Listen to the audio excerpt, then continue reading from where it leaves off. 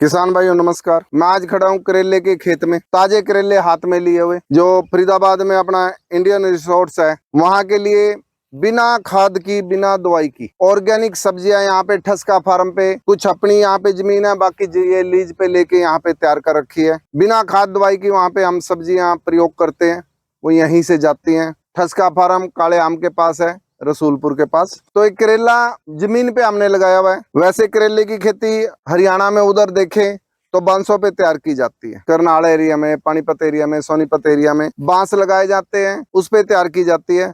But यहाँ पे बिना बांस के भी कामयाब है। उसका रीजन है यहाँ की जमीन, यहाँ की धरती। यहाँ की जो मिट्टी है रेतीली मिट्टी है। अगर इसके अंदर अभी पानी दिया, आधे घंटे बाद इस खेत के अंदर हम घूम सकते हैं, पानी नहीं रुकेगा। दूसरी बात, बारिश आ गई, बारिश जैसे ही बंद हुई पानी सारा जमीन में चले जाएगा, क्योंकि रोसली मिट्टी है, रेतली मिट्टी है। यहाँ पे पानी का नुकसान नहीं है।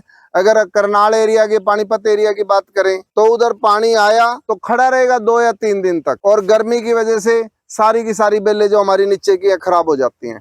इस मिट्टी की ये करामात है कि बिना बांस के खर्चा किए भी यहाँ पे अच्छे से प्रोडक्शन ये हो रही है।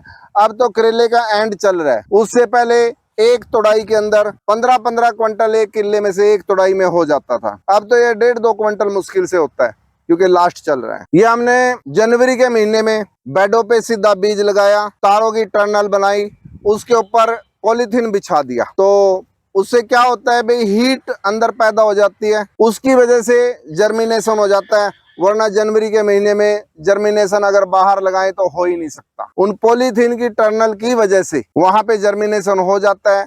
अगेते चल रहे थे, अब ये लास्ट चल रहा है।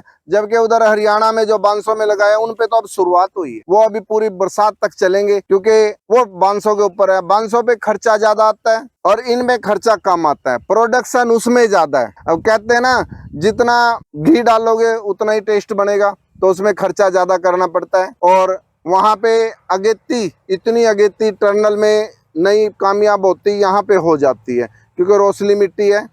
यहाँ पे आसानी से टनल लग जाती है और तैयार कर देते हैं बेडों पे इसको जनवरी में। अब ये दूसरी तरफ हमारा तोरी का खेत है, कद्दू का खेत है। ये भी सारी की सारी प्योर ऑर्गेनिक है। किसी तरह का पेस्टिसाइड का, केमिकल्स का इस पे हमने प्रयोग नहीं किया, ना अंग्रेजी खाद इसमें डाले हैं, देसी खादों से ही तैयार करते हैं। और ये भी बेडों के ऊपर जनवरी के महीने में बेड बना के सीधी सोविंग की थी और ऊपर टर्नल बना दी थी तार लगा के, इस तरह से तैयार की है। और बरसात में भी ये चलती रहेंगी, क्योंकि यहाँ रेतली मिट्टी है। रेतली मिट्टी के अंदर पानी नहीं रुकता, इसीलिए ये बरसात में खराब नहीं होती। और दूसरी बात, अगर इसी को बांसों पे लगाते तो यहाँ रेतली मिट्टी होने की वजह से बांस रुकते नहीं, थोड़ी सी हवा चलेगी बांस गिर जाएंगे। चिकनी मिट्टी में बांस रुकते हैं, इसलिए हम बांसों पे नहीं लगाते, इनको बेडों पे ही लगाते हैं। और रेतली मिट्टी होने की वजह से, रेत होने की वजह से ये पूरी तरह यहाँ पे कामयाब है। इस रेतली मिट्टी की ही करामात है कि यहाँ इस मिट्टी के अंदर किसी तरह की कोई फंगस नहीं आती, कोई बीमारी नहीं आती, और बिना पेस्टिसाइड के हमारी फसल पूरी तरह से कामयाब रहती है। देखो, ये इनको हमने लीज पर खेत लेके दिए हुए थे। इन्होंने यहाँ मेहनत करके ये बिगर खाद के ये सब्जी तोरई वगैरह ये और लगाई है, ये करेले लगाए हैं।